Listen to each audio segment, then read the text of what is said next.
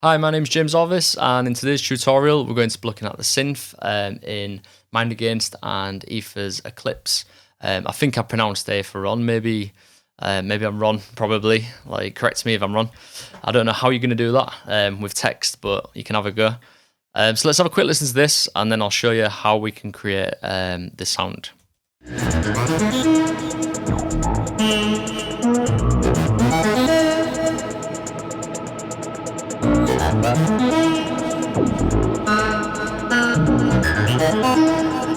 I'll just stop it because we'll get flagged by YouTube, but let's wait a couple of seconds and then maybe I'll play a section with some of the percussion elements in as well, so you can kind of hear it there. I just feel like the breakdown is more prominent, like it's like they've opened the filters up and stuff.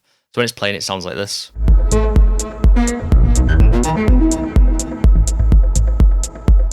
So it's really cool sound. It took me a while to kind of get close to it. I was messing around with pigments for quite a lot. I cherry pigments, and then I just realized that it's not what I thought it was. It's actually something much simpler. I think it's to do with the sync of the oscillators. So what you could do is, even though oscillator 2 is turned down there, you can get that to affect the sync rate of the first oscillator.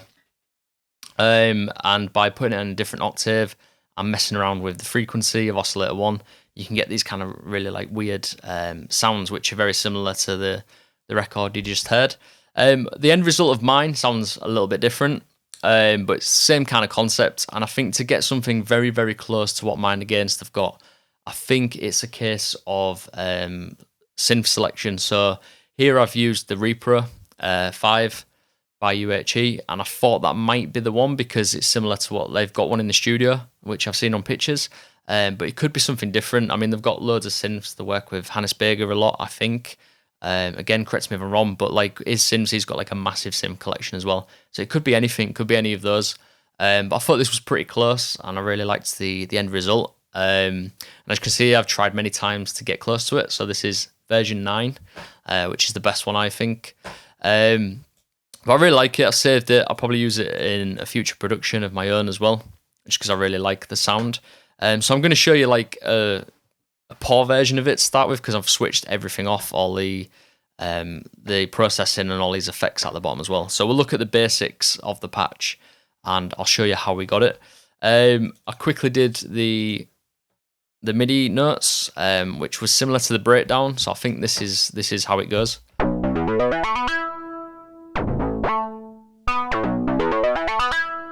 So something kind of similar to that. And what we've got going on in here is I'll turn sync off so you can hear it without the sync. And I'll turn these down actually as well.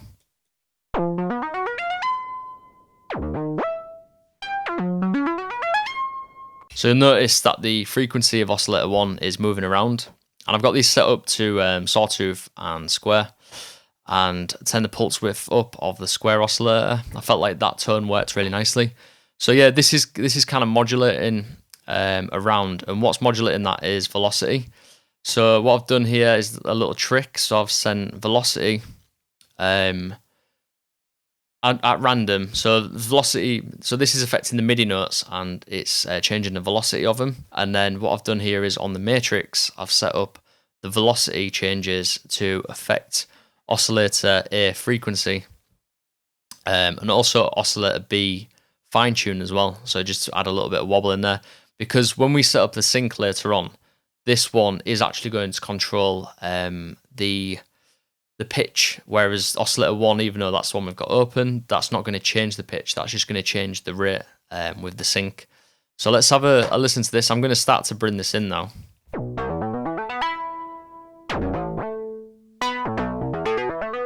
It's a bit closer. This is oscillator B. It's a normal oscillator, and it's affecting oscillator A. So if we move this one without the velocity on,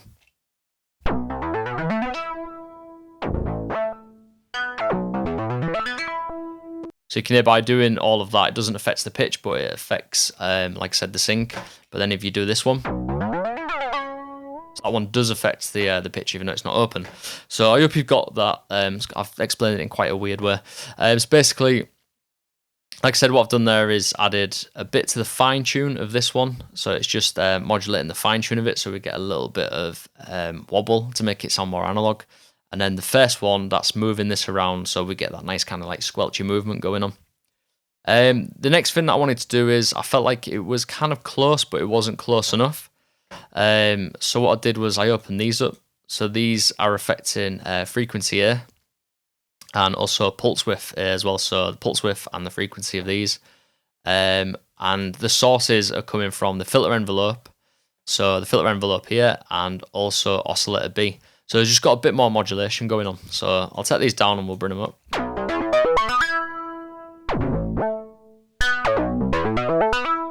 So that sounds a bit closer. I felt like that was working really, really nicely. And we've not spoke about this bit yet as well, the filter. So that's obviously quite important. So first off, we've got on the mixer, we've got a bit of noise coming there for as well, just to dirty it up a little bit. And then on the filter itself, we've got the cutoff quite down. So open, it sounds like this.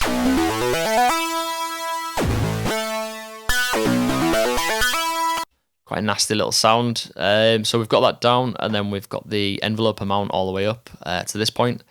A little tiny bit of resonance, because I've realised the original's not that squelchy. It's not like this, like acidy sounding. So I just dialed a little bit of that in. And then obviously we played around with the filter envelope, so the opening of the cutoff. I wanted to add a little bit of attack in there, just to kind of like, I'll show you what that sounds like. Just a little bit more like softer opening, and then we've got the decay as well. Felt like a little bit of sustain in there as well. It's all like really minor tweaks to kind of get it similar. And then the release as well, I wanted a little bit of that, so it kind of tails off a little bit at the end with the release of the amplifier. Again, amplifier started with this sustain all the way up, but then I felt it sounded nicer when I played around with like the decay. So it closed a little bit faster, and then a little bit of release again, just to kind of have a little bit of a tail on there. I think that's about it. And then we've got two more things to talk about of the basic synth patch, and that is unison. So without that, it sounds like this. Obviously, we've got the poly going on there, so it releases the notes. But when you put unison on, it turns it into mono, and it means that you can detune two oscillators. Or two or more oscillators, actually, because if we go to the tweaks section, this little tab here, you can change the voice panning. So I went ahead and did that actually. So you can see oscillator 1 and 2 are like this, and then 3 and 4 are like this, 4 and 5 are like that, and then 6 and 7 and 8 kind of pan even more, so they're hard panned. So you get this nice spread of the sound, gives you a really nice wide stereo image. And you can change that with the voices at the top as well. So put one voice on, we get 1. Put 2, you get 2. 8, obviously you get 8. Much bigger kind of sound. So yeah, you can detune them here.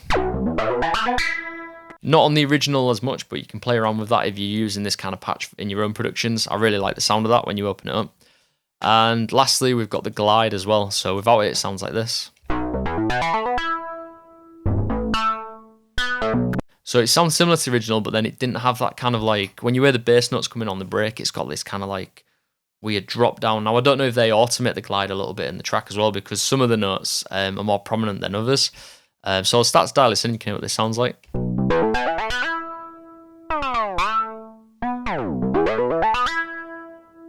So I just sat around there, that kind of works for me.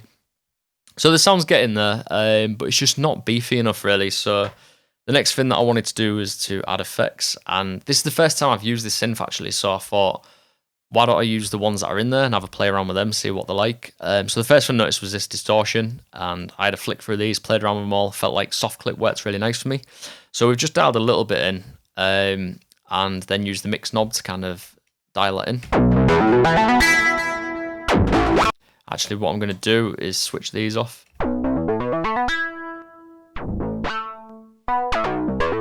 Really subtle, just gives it a bit more gain and a bit more edge, I feel. It's just like clipping it a little bit.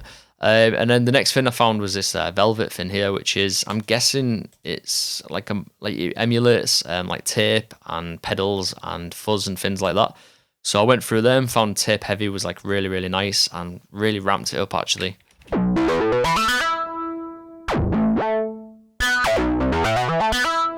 So that just gives it a lot more bite and grit as well. And then we've got this delay as well. So I was going to use one of my own delays, but I wanted to try this out. And I used the ping pong with minimum modulation. I've not really messed around with this too much, but I'll get into that maybe in another tutorial. And then I've got the time just set to 16ths, a little bit of that coming through, and then feedback around 11 o'clock. So that sounds like this.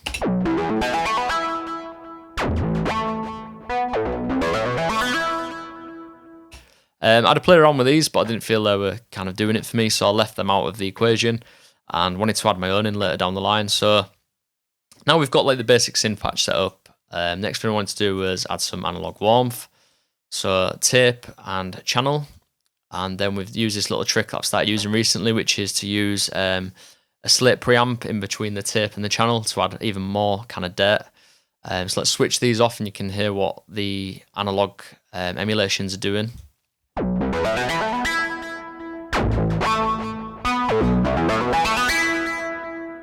So adding a lot more bite and grit in there. Even though we've added a lot already, we've done like little increments of it, and I feel like it just stacks up quite nicely. Again, rock-based preset. I use it all the time as a starting point for basses and synths that sound like this, like with a little bit of decay on them as well.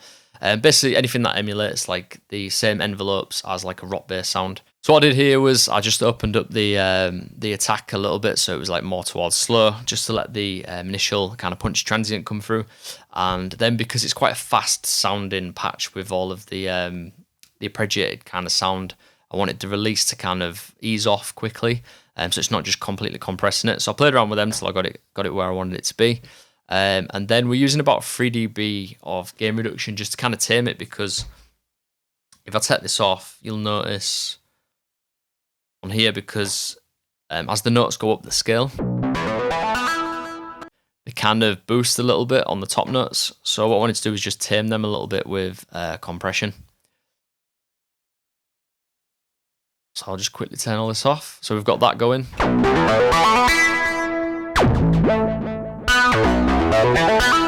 For me, it's just adding more power really, so kind of bringing up the level of the synth. And then lastly, just wanted to add a little bit of EQ. So if we go back to that Pro Q2, again, you can see on the graph that it's lacking a bit of bottom end.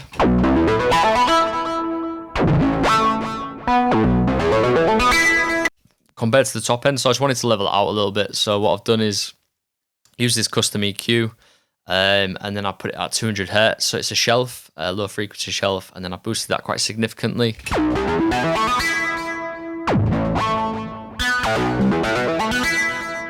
And then just brought down the master of that by 5 dB, so it kind of levels it out a little bit. I could boost that a little bit more actually. I feel like it could get a bit more out of it. And then we've got the high pass there as well, just to take off those sub frequencies that we don't need. And the last thing I wanted to do was just add some reverb to it, to give it more depth and space. And I felt like plate reverb would be perfect to this, so I'm just using the Liquid Sonics and Slate Lustrous plates, which I use quite a lot. I really, really love this thing. I usually just leave it on chrome plate, and then I play around with the equalization. So I always tend to dial it off around 200 Hz to get rid of those sub frequencies, and then the high cut, I play around with this until I find like it's damp enough, it's working with the synth sound or drums or whatever I'm using it on. And then you've got the reverb time there. I wanted to leave it quite spacey actually, so I'm trying to replicate the bit in the break, and it's got a lot of reverb and a lot of depth to it. So let's have a listen to this off, and then I'll put it on.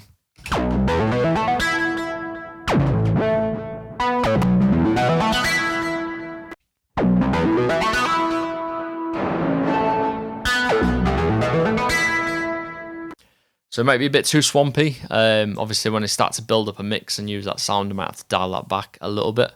That's pretty much it. So that's as far as I got with this. Obviously, if you A/B what I've done with the original track, the tonality of it's slightly different. I might play around with this a little bit more in future and see if I can find out what synth they was using. If you know, let us know in the comment section below, because that'd be amazing. I'll try a few different synths out and recreate this patch on different ones and see how close I can get. You try it too, see if you can get close to it. That'd be great if you could let us know in the comments below. I hope you take this away and you try to create something similar. I think the biggest takeaway with this one is the use of oscillator sync. Something that I don't use a lot, but like after playing around with this, I'm like, oh god, that sounds beautiful. Like I'm going to use that a lot now. And like I said, try it on a few different synths and see what the different variations of it can sound like using different oscillators. Maybe like MS-20 kind of oscillators and stuff like that. You might get it even more squelchy. And just really, really nice sounding. So that brings us to the end of the tutorial. Hope you like this one. I certainly enjoyed messing around with this and trying to get to the bottom of it to find out how to create that sound or something similar. If there's anything that you'd like us to cover in future events, have you got any favourite tracks that have come out recently or classic ones that you want us to work out the sound design of? It doesn't have to be synths. I mean, we're covering synths quite a lot recently, but it can be drum sounds, things like that, or effects. Let us know in the comments below and we'll write those down in a list and look at them shortly. Thank you very much for watching. My name is James Orvis. I will catch you next time.